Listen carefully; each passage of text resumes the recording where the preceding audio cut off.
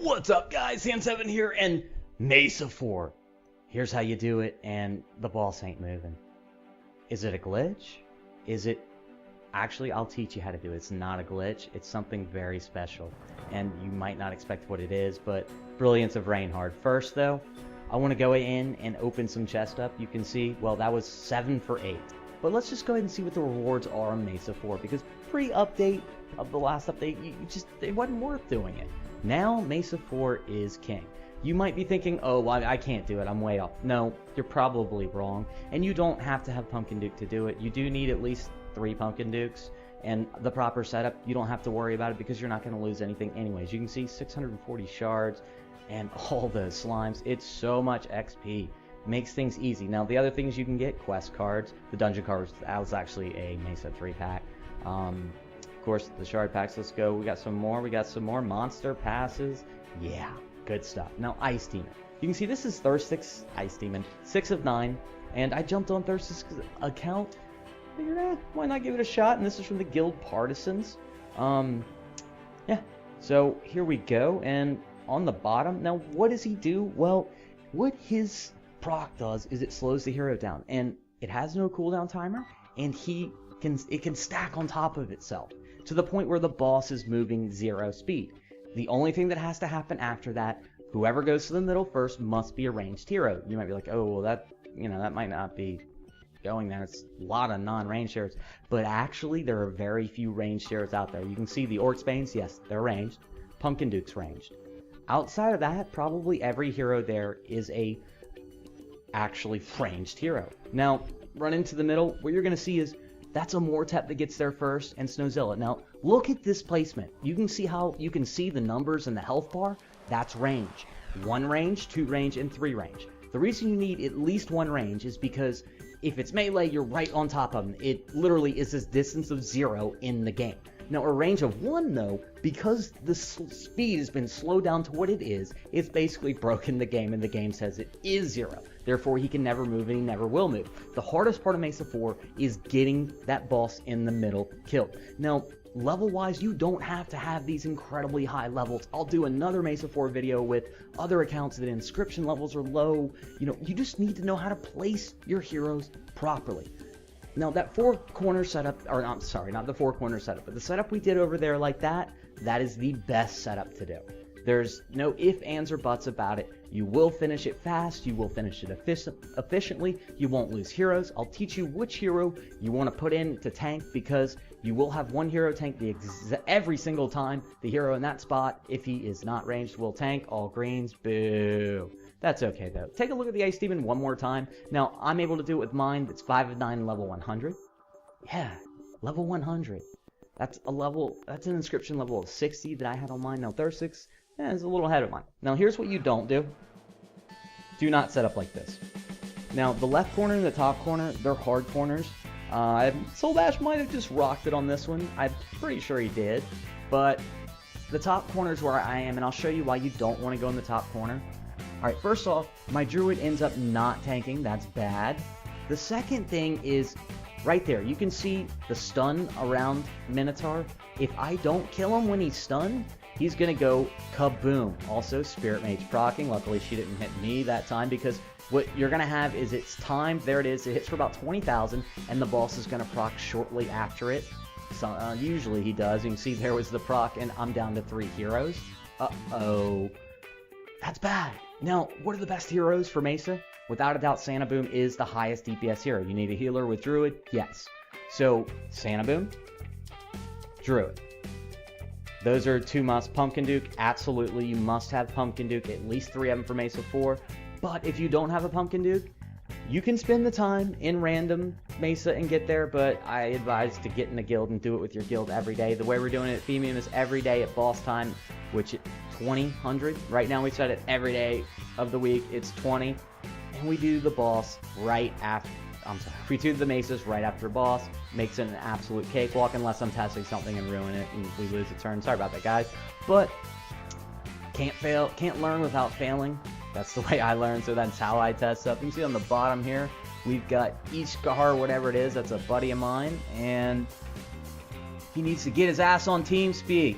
Hit it. Get on Teams. I'd hit it. Get on TeamSpeak. Okay. Now we're converging to the center on the boss, and now you'll notice this time while the boss is swinging away on us, no big deal, but I'm still working on my guy up top because, well, I only have 3 heroes. Now, however, though, I have the 3rd best DPS guy in the game, and that's a Mortep.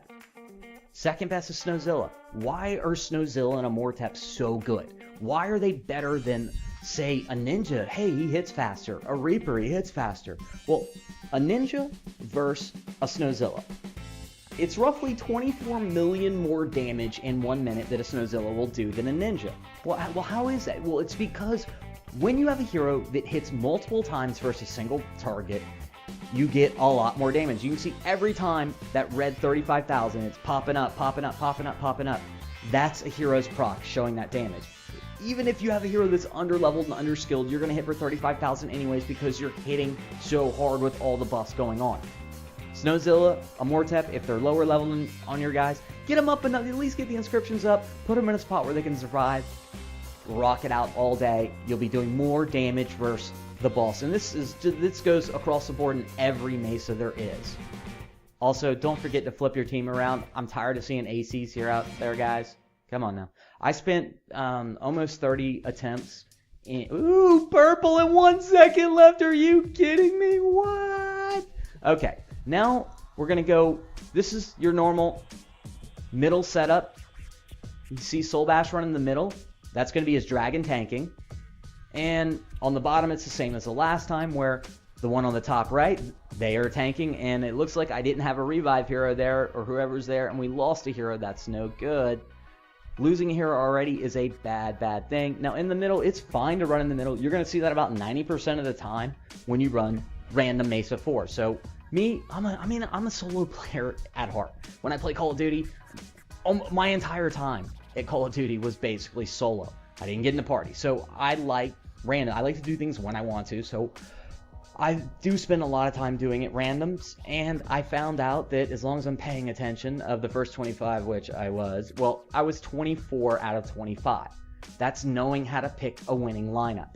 You got to dip out when it's not, or, well, accidentally not hit the end battle and lose. But the key thing is on the bottom, and you can control the bottom to where you have none of those little graveyards. If you set up the proper hero where... Look at the base the way it is, and right where between the boss on the top and the boss on the left, right between there, if you think of that as your setup pad, put your hero that has revive or hero that is just the ultra tank. Everything else just put all the way back in the bottom corner. That's it, and then you drop there, you control that, yes, that boss is hitting me. My hero's not going to die. It's not going to flip over aggro after he kills my hero and hit their pumpkin duke or something that you need. From there, you're good. Now this one, we're in trouble, but Santa Boom going off. Look at this, the incredible damage from Santa Boom. You're going to be able to see right here. Look at this. He's going off again. 4, 3, 2, 1. The boss is... What? When I did that, when I heard Soul Bash screaming yes. Okay, well, take a look at it again. You can see right there, my Reaper is going to be the one tanking. You see where my Reaper was? No, computer, it slipped. That's okay, though. You can see Reaper's getting hit, he's getting hit, he's getting hit, and then we hit the speed cap and we're good. Speed cap, guys, by the way, that's when heroes without cooldowns, they will proc once every 1.4 seconds. That means they're hitting, well, I don't know, 5-6 times because of all the Cupid buffs, but that's fast. And that's also why you don't have to worry about having your heroes properly skilled. Just get the best DPS heroes in the game. I see a lot of times, you know, Maltonicas are wonderful, but unless you're one of the two, there's only 2 people tanking, guys. That's all you ever need, 2 people tanking. Unless that Maltonica has to tank, you have a better hero to use for Mesa 4, period. So on the bottom, I controlled where the aggro is going, and I made sure no one else died. That guarantees me a win with everyone else's there. This was just a random one, and this is the most common setup you will see with random Mesa. 2 in the middle, 2 on the bottom. I like to control the bottom, and on the middle, what I look for, I want to make sure that they have the proper hero. If they're on the bottom, if you're on the bottom, think if it's opposite day. In the middle, if you go there, that's who's going to tank. Whoever's on the bottom, their top hero tanks. Whoever's on the top, their bottom hero tanks.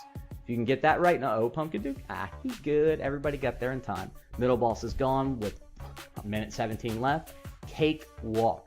I don't think we'll finish it with a minute and change left. No, not that fast, but that's okay. It's still just a smooth round, and you can have that every time. No heroes lost because, well, the proper heroes were in the middle. And when it was a random, okay, next one. You can see Reaper's tanking. I've got my Reaper set up so he will tank, and this is the same lineup that I use on the other side. I'm going to control this corner. This is the best setup you can use, guys. 2 on the bottom, 2 on the right, by far. You want to ignore the left corner and the top corner. My Reaper's tanking. He died, he came back to life, but by that time, someone else had grabbed aggro, and we had hit the speed cap. From there, I mean, it's game over. You can have bad splits, and one hero run off and die. Even if you have 4 heroes run off to a side boss and there's no healer over there, generally what's going to happen, there's Druid right there, and maybe it happened up top, but generally what's going to happen is, kill 1 or 2 of them, but it's not going to make any difference in the end because you're going to be able to finish them all. So with just over 2 minutes left, it's looking really good. 2 bosses gone. The middle one is being handled right now. The top one should be gone in the next 30 seconds or so. And it's going to be another good win. And wins are so important. When I lose one, I am so frustrated because potentially that is either a quest completion card, which is the be-all and end-all reward, outside of the legendary card, which I've seen it. I mean, it's not a myth, but it might as well be a myth to me. I ain't getting one. Especially after the last video. I'm sure IDG just loves me. But the rewards, purple chest, you're going to end up with either 1 purple slime or 2 purple slimes. Then you're also going to get Shard Pack 2, so that's Shard Pack 2, by the way, 200 shards. 200 shards is equivalent to 4,000 experience. So 1 slime, maybe 2 slimes, that's 10,000 hero experience for their skill in 1 turn. What? That means you just one set of turns, 80,000 experience per hero. That's insane. Alright guys, stand up.